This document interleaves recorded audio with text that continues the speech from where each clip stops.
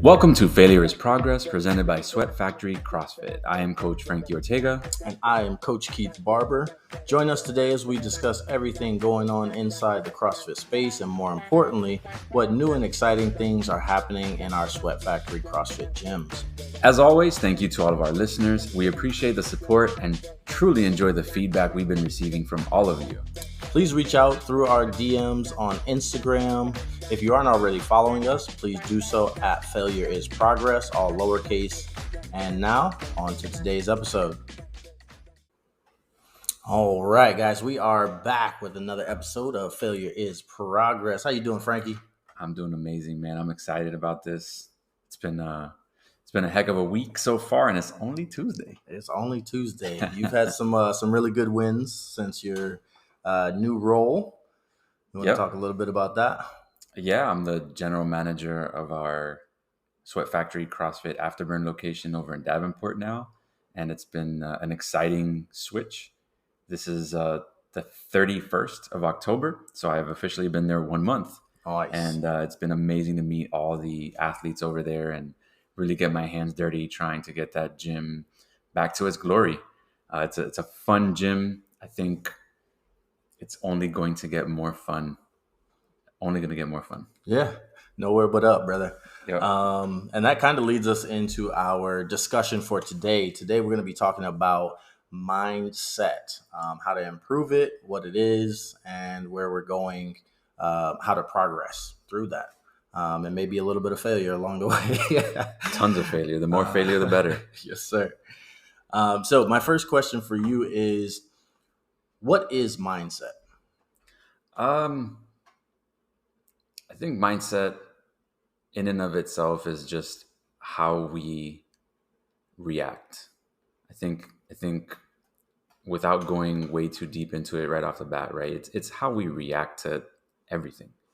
It's how we react to situations in our daily lives, how we react to seeing a workout, how we react to seeing a movement we don't necessarily agree with or like, see running on the workout, probably not going to be too happy about it. I think it's how we react to our day. When we wake up in the morning, how do you wake up? So I think how we react to every single thing that happens to us day to day is in and of itself our mindset, and learning how to control it, how to make it benefit our lives is kind of a superpower. Most people live without really thinking about their mindset. It's just a natural occurrence to think, just like it's a natural occurrence to breathe. We don't go out and consider how we're breathing and try to breathe better, right? Even though there are breathing techniques to get better at breathing or to refine breathing more efficiently, I don't think we consider our mindset as something we need to work on. And the fact is, it requires more practice than most things. Absolutely. So basically what I hear you saying is we just need to bring more intention to how we react, and that sets the foundation of our mindset. Agreed. Yeah. Intention is everything. Myself, I have struggled with mindset a lot in my past. I would say over the past few years, I've really gotten exposed to a lot of mindset training, YouTube videos, podcasts, TED Talks, books, tons of books. And I've really kind of learned that a lot of the things that I have developed over my life were things that I developed from others and not things from myself. And because of years and years of practicing those things, I got really good at them. And most of them were negative. Over the past, I would say 4 or 5 years, as I've grown listening to all of these, so to speak, gurus, right? Mindset coaches, entrepreneurs that I listen to who had to really struggle to get where they're at. I've kind of learned that, no pun intended, failure is progress, right? Yeah.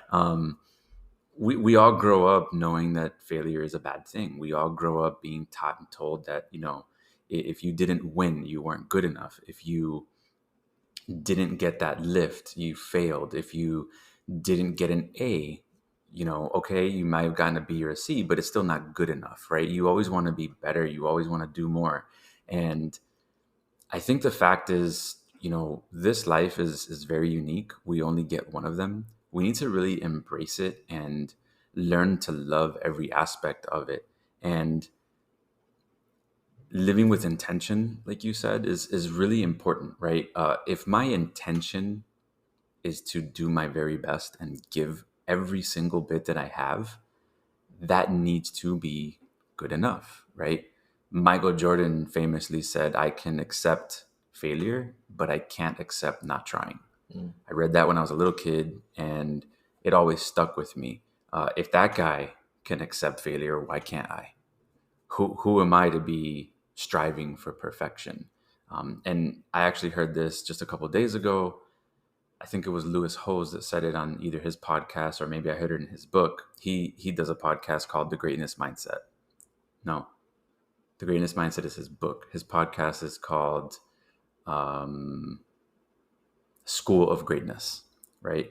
And he was saying about failure, like, not only do you have to embrace it and accept it, but you have to go out of your way to fail. The more you fail, the better you'll get at the things you want to do. So having that intention, knowing that, being aware of that, we discussed this when I first started coaching. I said to you, I know that I'm going to fail at this. I know that I'm not going to be a great coach when I start. I know that I'm still not a great coach.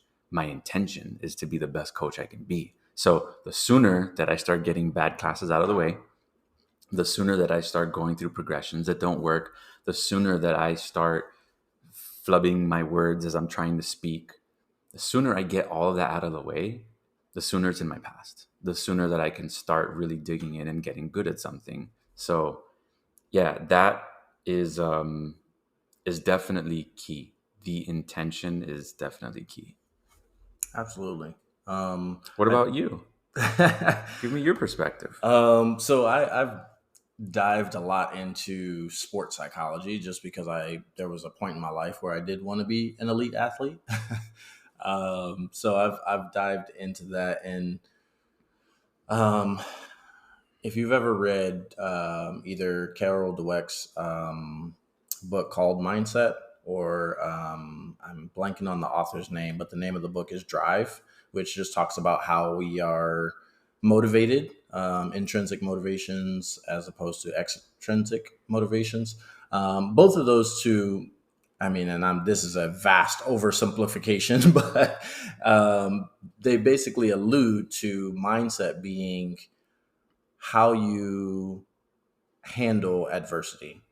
So kind of going to your point about how you react to everything that happens to you once you wake up to the time that you go to sleep, because you're not really reacting if you're unconscious. But yeah, just how you see your daily adversities, you know what I mean? How do you handle waking up, and, in your case, how do you handle waking up and your daughters miss their alarm and they're not ready for school? Every How do day. you handle Every single day. every single day? One of them just sleeps through her alarm. Her alarm just goes on for an hour and she doesn't wake up. Oh man, that's fantastic. I used to be that kid though. Oh man, I could knock out so hard. But yeah, just how do you handle adversity, and what's your perception of um, what's your perception of difficult? You know what I mean? Like, how do you view difficulties and adversity?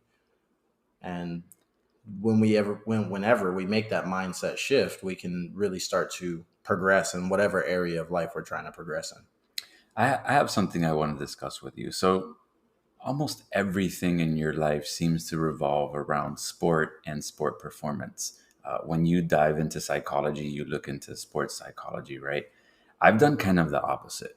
I'm kind of the outside of the gym person coming in. So I'm curious about, how you translate what goes on in the gym to your outside life, right?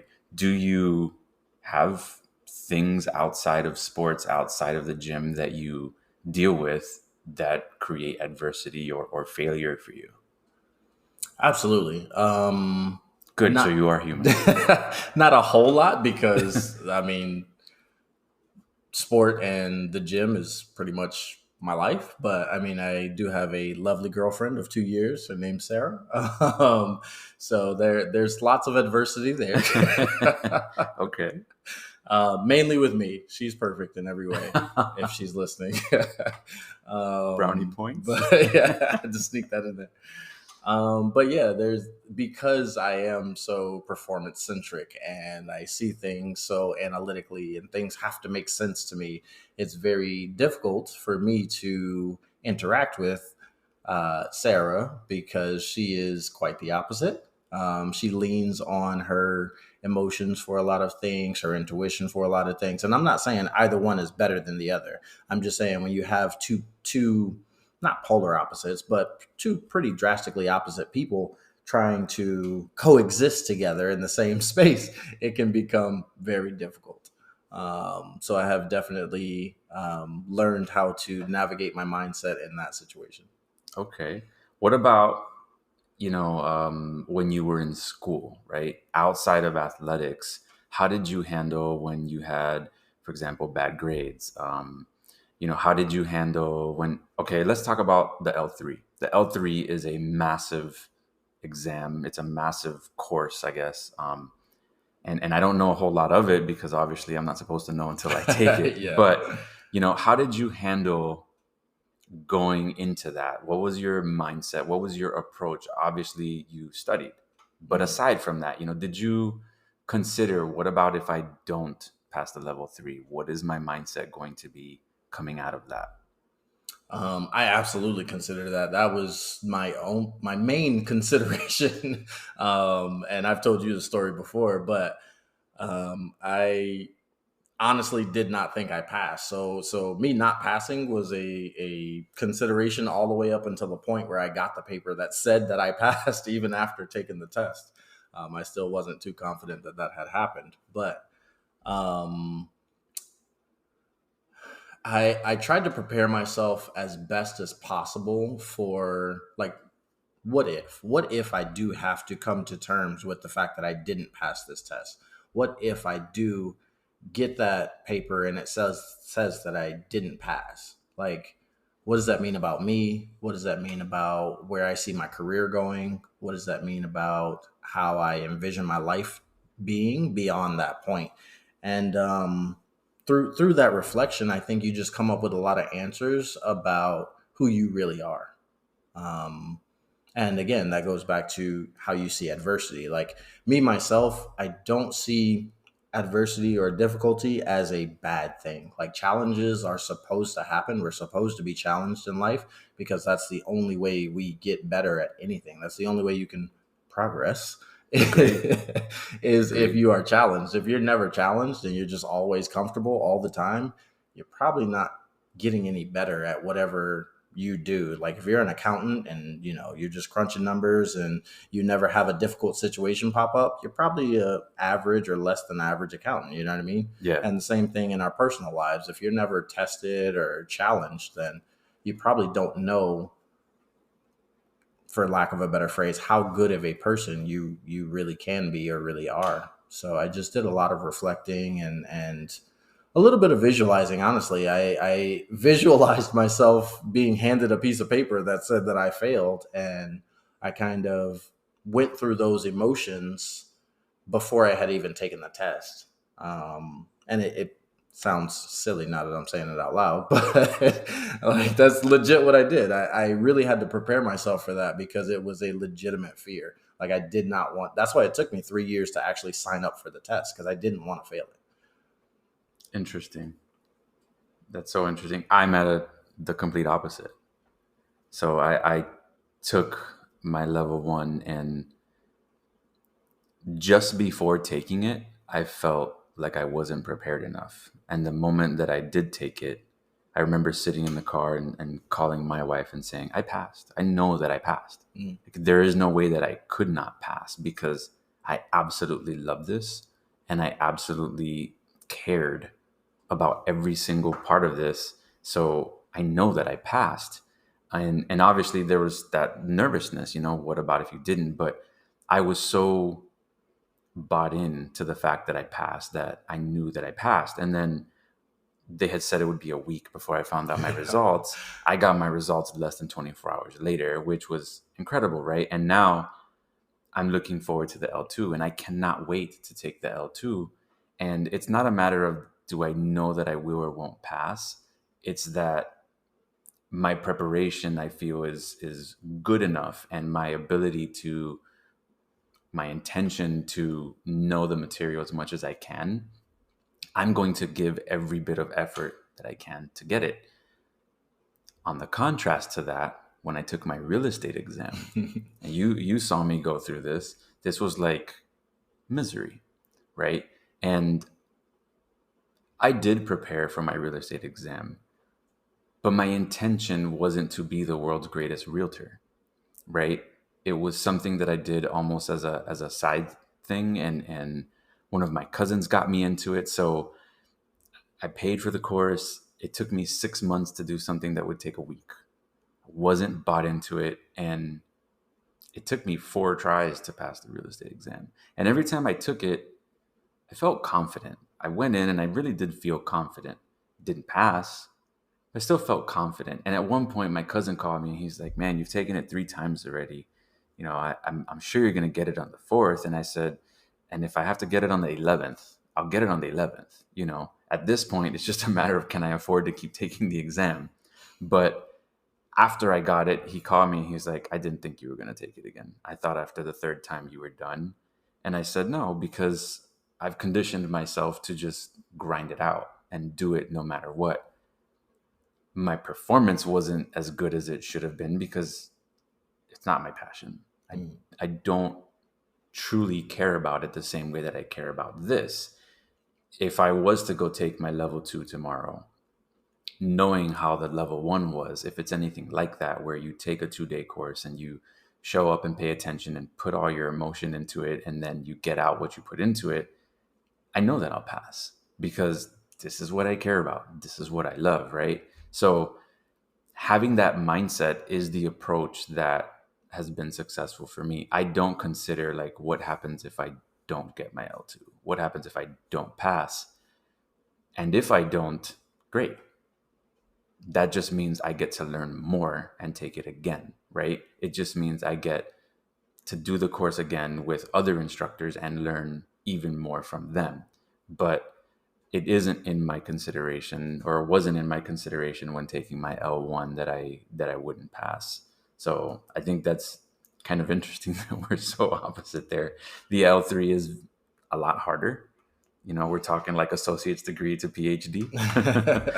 But yeah, I find that interesting. So let's switch this up a little bit. Let's talk about mindset in our gyms, right? We have so many athletes across gyms. You've coached. I'm about to call them all out right now. No, I'm just kidding. Every single one of them. You've coached at Afterburn. You've coached at our Groveland location. You've coached at our Claremont gym. That's where you're the head coach, right? So are you able to identify when someone comes in and is in the wrong mindset for that day?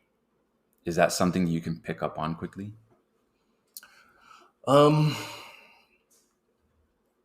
I wouldn't use the word mindset, and maybe it's just a difference of opinion and semantics, but I don't think you can truly pick up on the mindset that someone is in, like without having some sort of interaction with them. Like once you have a conversation with them, you can kind of pick up on what their mindset is.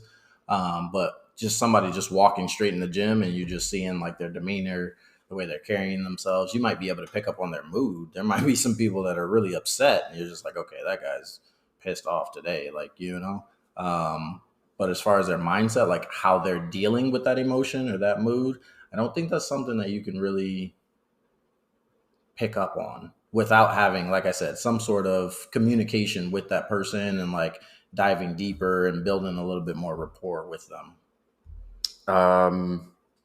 I disagree. And I only disagree because we do have classes 5 or 6 days a week and we see a lot of people multiple times, and you can kind of gauge if you know someone just by their demeanor where their mindset shifts are. For me, mindset shifts are a constant thing, right? So like someone can come in and be in a great mood. You see them walk in and they're, hey, so and so, hey, so and so, great to see you. Awesome. I'm excited about today. Oh, did you look at the workout? There's double unders, crap, right?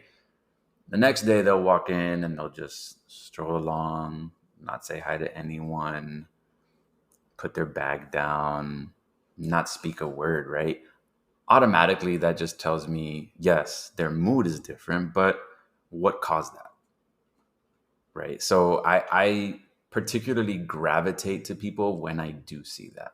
When I see someone come in and they're always in a great mood and they're always talking with everybody else, whatever mindset they're in is very different. But I gravitate towards the people that come in and whatever is in their way is now on their shoulder and I can see it. Right. They need to get out of their own way, not only so that they can have a good workout, but maybe this is their only opportunity to get this out of their way today. Their only chance at getting this monkey off their back, so to speak, is to have a great workout. And not even so much the workout, quote unquote, what the WOD is, right? But I'll just call this hour their workout. This hour needs to be the best hour of their day. And I kind of see that. And I've seen it a few times where I've walked up to someone and just during the warm up, hey, how's your day going? And if they're not typically quiet, they might just be like, oh, today is just another day. And right there, it's almost like I can see SOS out in the sky. And for me, it's been one of the best ways to create that rapport with athletes and to create relationships with them. I've had athletes where they don't show up for a couple weeks, and then I say to myself, it's weird. This athlete was coming every so often, and now it's been a couple weeks, and I reach out to them, and they say, hey, you know what? I'm fine. It's just that I'm on vacation, or yeah, you know what? I haven't been feeling well. Honestly, things in life are just getting out of control right now, and I'm not great. And I think those people, they really appreciate when we reach out to them.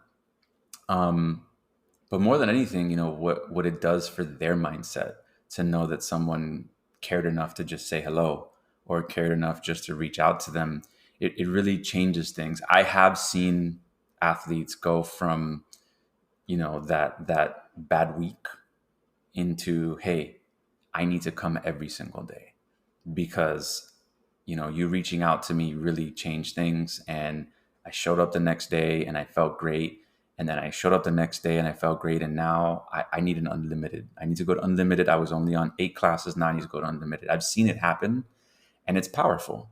It happened to me. It happened to me. I was a 12 a month athlete until I was an unlimited athlete. And then now I just straight up drank the Kool-Aid. Drank the All Kool-Aid. in.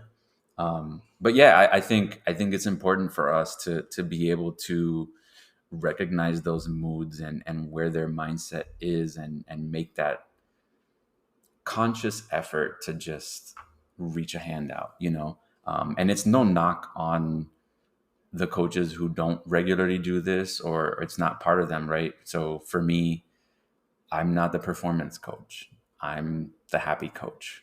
I'm the fun coach. I may not be the most proficient with progressions, but I will pick up when you're having a bad day and when you need 5 minutes to just vent. I'll pick up on that. And I think it's just as important, right? It's not your physical performance, but it's your mental performance. So, and huge shout out to Jen, because Jen kind of was that person doing it before I could. She was there for me when I needed that. And you know I've talked about it in the past. I came from having panic attacks to doing CrossFit to get away from that. And there was days where maybe I was borderline a panic attack, but somebody said, hey, how's today going? And that little bit of concern, that little bit of intention from that person to just care about me for that minute, even if they didn't care about me after we spoke, right? We separated ways. I went to work, they went to work, and they stopped thinking about me. That's great. But for that moment in time, it was enough to shift my mindset to, hey, I matter, you know? So I think it's important for us as coaches definitely to be in tune with our athletes in that way. Not every athlete is going to show up and just crack jokes every day like Ron.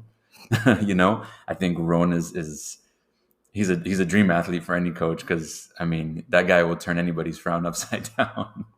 But and I'm sure Ron does work and practices being a positive guy too, right? It's not just something that we're born with. So um, speaking of that, do you think there are people that just have a perfect mindset? They're just born with that you know that perfection, and they don't have to worry about being stressed out. They don't have to worry about anything. Um, do I think that some people are more inherently laid back? I do. I also think that it's a circumstance of conditioning as well. Like the way that we're raised from, being an adolescent on through our most impressionable years, like how you handle, once again, how you handle difficult or how you handle adversity through those times, the mentors or role models or lack thereof that you have during that time can definitely set the foundation of what your mindset is going into your later years, your adulthood, et cetera, et cetera. So I don't think there's anybody born with any mindset whatsoever, because you just don't have the cognitive capacity to have a mindset as an infant. But once you start paying more attention to your parents, once you're a toddler and you're starting to test the boundaries of what you can get away with and what you can't get away with, like those start to build some of that foundational framework for what your mindset actually is. So, like Matt Fraser, for example, you don't think he was just born with the mindset of whatever it is, I'm going to outwork it? No, not at all. No, Not even a little I bit. don't either. Not even a I've read little his bit. book. I know he hasn't, but I'm also he a had big fan of his two coach. Olympic parents. So, I think that had Yeah, a little bit more to do with his mindset. I'm also a big fan of his coach, Ben Bergeron. I know you are too, who's huge on mindset, right? And I think it's such a crucial part of us developing not only as athletes but just as humans, right? Understanding this and putting a conscious effort to practice a positive mindset, a curious mindset, um, to practice living with the intention of always putting your best foot forward, whether it's a workout, whether it's going to the grocery store, whether it's homework. I mean, we could get into the homework conversation, man. I can't tell you what homework is done in my household, but there are days where,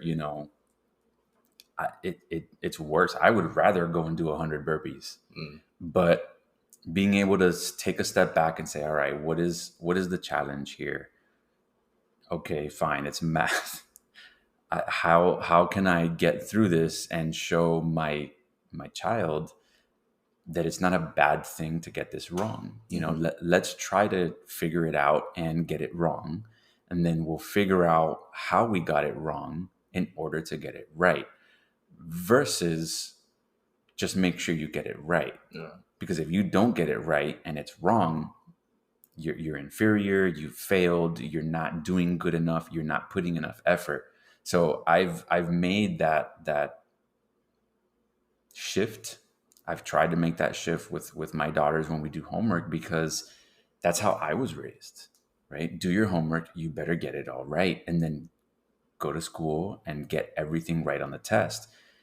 I try to encourage them to do their best. And if they don't pass, then you have to learn from what you didn't pass. You have to learn the questions you got wrong and figure it out so that next time you can get it right. Yeah. Which I think, again, it goes back to my mindset shift. I wish that at their age, someone was doing it for me. Yeah. And that goes back to me being a coach. I was fortunate that I had a coach who was doing that for me. My coaches, Ricky, Lewis, Jen, they were all crucial in my mindset shift as an athlete. And that helped me be a better person. That helped me be a better human. that helped me develop the courage to leave my job. And now I want to pay that forward. I want my athletes to look up to me and say, well, you know what, I need to vent today.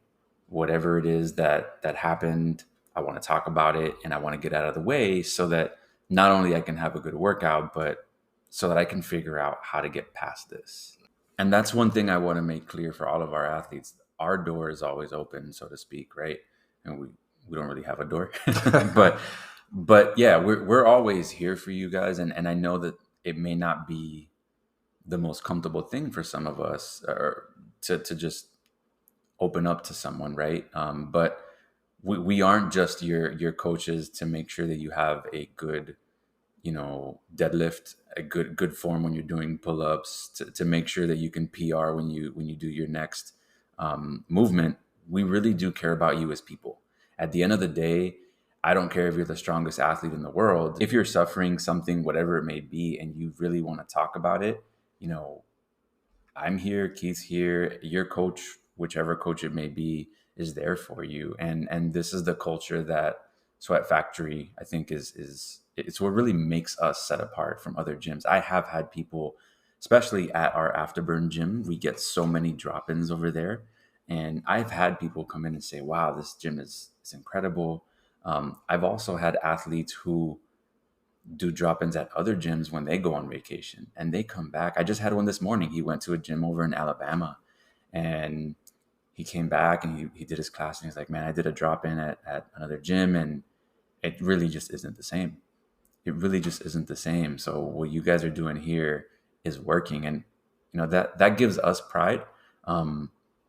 So yeah, if anyone wants to talk mindset, especially with me, that I'm open to talk about all day long.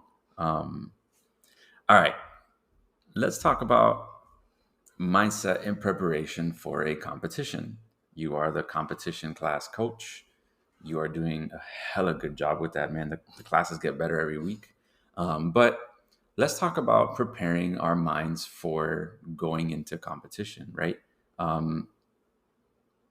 There isn't a rule book for this. There isn't a standard protocol for, hey, this is how you should think going into competition. But what are a few common things that most people go through that you would like to just, hey guys, keep this in mind when you're doing a competition XXX? Well, first, I would encourage you to read both of Ben Bergeron's books because he kind of Set the standard for that. That is the protocol.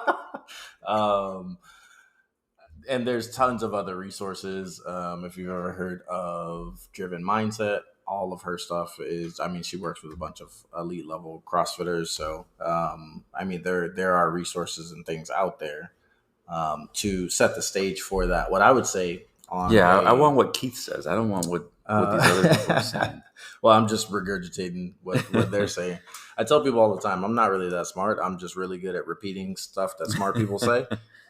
Well, but I want from your experience. Yeah. Before you've gone into your competitions, what have you learned from your competitions where you said to yourself, I didn't need to do that, or I should have done this instead? The main thing from my perspective, is just focusing on things that are so far out of your control that worrying about them was just a detriment to your entire experience, not even just the competition itself or even your performance. It was just like the other things that you could have been influencing more suffered because you were worrying about all of these things that are completely out of your control. I had a conversation with Allison when we were working on her ground to overhead. She wants to get 100 pounds from ground to overhead, either clean and jerk or snatch. But I want her to snatch it. She doesn't know that yet, though. Surprise. Yeah. Yeah. But I had a conversation with her because she was doing one of the Festivus games. I think it was the one back in April or May or whenever, the one before the last one. And she was like, I just don't want to come in last. I just don't want to come in last. And I asked her, I was like, okay, if a bunch of CrossFit Games athletes sign up and you're the only one that's not a Games athlete in that division, like, are you going to come in last? and obviously she said yeah. So it was like, that's one of those things that you can't control. You don't get to decide where you place on the leaderboard. As much as we think we can influence that, we really can't. But going into it with that mindset, you're probably so nervous that you're not paying attention to your hydration, you're not paying attention to your nutrition, you're not paying attention to your recovery after your events, because you're so focused on not coming in last that you almost, it becomes this what's that phrase, self-fulfilling prophecy. You know what I mean? Right. Like, you're like, oh, I don't want to come in last, I don't want to come in last, and you're so worried about that that you end up coming in last. So that's probably the main thing that I would say. The biggest lessons I've learned from competing as far as mindset goes is just like literally laser focus on the things that you can control, and there's not that many of them. There's not that Yeah. many of them. Agreed. There's not that many of them. Laser focus on those. Um, and then the second thing is probably just after an event, regardless of how it went, good, bad, or indifferent, you get 1 minute. You get 60 seconds, reflect on that event, and then put it away and focus on the next one. Um, Same thing. You can keep beating yourself up about the event that you just had, or you can just be celebrating too long about the event that you just had. You know, everybody's going to ask you, like, let's say you win an event, everybody's going to want to talk to you about it, everybody's going to want to high five you and hug you and all of that, and you might skip your cool down routine, or you might skip your stretching that you had planned, or you might skip your post event shake that you had planned, or something like that. And then you're going into your next event unprepared because of how much you were celebrating your last event. So I always say I give myself 1 minute, reflect on it, do your thing. All right, after that minute, we're on to the next event. Yeah, I would echo some of that. I think you have a lot more than I do. I simplified it so much after my first competition. I remember standing there getting ready to do the first workout, and I was very serious. I was very engaged and focused and just talking to myself. And at one point, I looked over at the crowd and I was like, I'm reverting back to how I was when I played basketball as a kid. I was always so serious and I hardly ever played. I was always so serious and so determined and focused. I was going to put out my best effort and I hardly ever played. And so here I was, I haven't competed in what, 25, 30 years. So now I said to myself, okay, why am I so serious right now? Why am I taking this so serious? I'm not getting paid. Nobody's sponsoring me. Yeah. I'm just here to have fun, right? So I kind of snapped myself out of it, smiled, and I said, let's just have fun. And we ended up having a great competition. It was the Tampa Bay Games. We all did better than we anticipated that we would. And it was really enlightening for me to feel what that was like. And then when I went into Festivus Games, which is in and of itself supposed to be a lighter quote unquote competition than Tampa Bay Games, my teammate was like, oh man, have you been able to do anything? I had the stress of starting a new position. He had the stress of starting a new position. I kind of said the same thing to myself. I said, take your experience and move forward, right? Just have fun. I just want to have fun. I didn't concern myself where I would be on the leaderboard. I concerned myself with embracing the moment and enjoying it. I don't know when I'll be able to compete.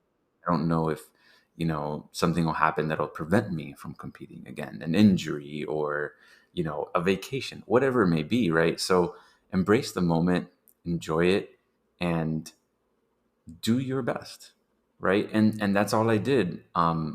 What I will recommend to everyone, regardless of what you're thinking or what you're doing, if you're going into a competition, really focus on your nutrition. The nutrition is just so important, and it's not only going to help fuel you for the competition, but especially after. I was sore for a week after Festivus Games, and it had to do with my preparation, but I think it also had to do with my nutrition. As much as I wanted to, I just couldn't stop being in pain, man. Mm. But yeah, back to the mindset thing. Definitely embrace that moment. Just like we've been talking about the intention, go in with the intention of doing your best. Don't go in with expectations. Don't go in thinking you're going to be the best or not be the worst or So sorry to cut you off, but what would be your biggest differentiator? I don't think that's a word. It might be. What would be your biggest differences between intention and expectations? intention you can do without having an expectation. If I go in expecting to do fourth place or better, third place or better, and then I don't hit fourth place or better, that could be very detrimental to me. If I go in with the intention of doing my absolute best, regardless of the outcome, I'm okay with that. I can live with that. I can come home and look at myself in the mirror and know that I did my best, which is what I did. And I was super happy with how we did. Regardless of the fact that we didn't podium, I was okay with that because I knew going in that I hadn't prepared enough. I hadn't eaten to the extent that the precise extent that I did going into the other competition. I know that I had other things going on that were creating effect that were going to impact my performance. So my intention was to go have fun and do the best. My expectation, I tried not to have one. I really tried not to have one because had I gone in with one, there's a good chance I would have let myself down. That's my biggest differentiator. I'm gonna have to look that up now. Differentiator. I'm pretty sure differentiator is a word. Is it? We'll Let's take see what it. Google says. But while I'm looking this up, how do you feel about turning this into a series, like this being series one on mindset, and then maybe going a little bit deeper into how people can use practical applications to start improving their mindset? Maybe like a part two and a part three, or maybe just a part two. I'd be perfectly fine with that if if our listeners want to hear it, definitely let us know. I could talk mindset all day. I mean, I coach a mindset hour every week in one of my other jobs. I could do this all day, Every every week. day. Yeah. We'll just record your calls and then put them on here. Like I said, man, the biggest reason why I'm here is because of my mindset and what I needed to shift it to. Um, Prior to 2020, my mindset was not what it needed to be. And I'm grateful for it not being there because it led me here. Mm. But if I can help anybody change their mindset and live their lives with better intentions, then my purpose is served. As a CrossFit coach, as a Sweat Factory coach, my biggest, I wouldn't say goal, but the thing that I want the most, my intention when I walk in any gym is to create a positive impact in everyone around me. And whether that be just for that minute or having that minute move on to the rest of the day, that's really all I want. It's all I want. I don't care if somebody does, 100-pound PR. That's short lived. It's short lived. It that could get overshadowed by their next PR, or it could happen like happened to one of our buddies who missed a deadlift by 100 pounds than he did the previous time because his mindset wasn't prepared to not be able to hit the same number he did the previous time. It shattered him. And it was hard for him to come back from that. So for me, that is my biggest intention, is to make sure that everyone gets the absolute best experience possible in our gyms. And that's as a coach and a general manager now. A little plug there. Yeah. All right. Yeah, man. So I think this will wrap up this one. And if you want to do a series on this, I'm definitely open to it. If anybody wants to hear more on this specific topic, please reach out to us again on our Instagram. Failure is progress, all lowercase. We both manage that, so you might hear from one or the other of us. And if you want to speak to us in person, you guys know where to find us in the gyms. Happy Halloween to everybody. Happy Halloween, guys. And we'll catch you on the next one.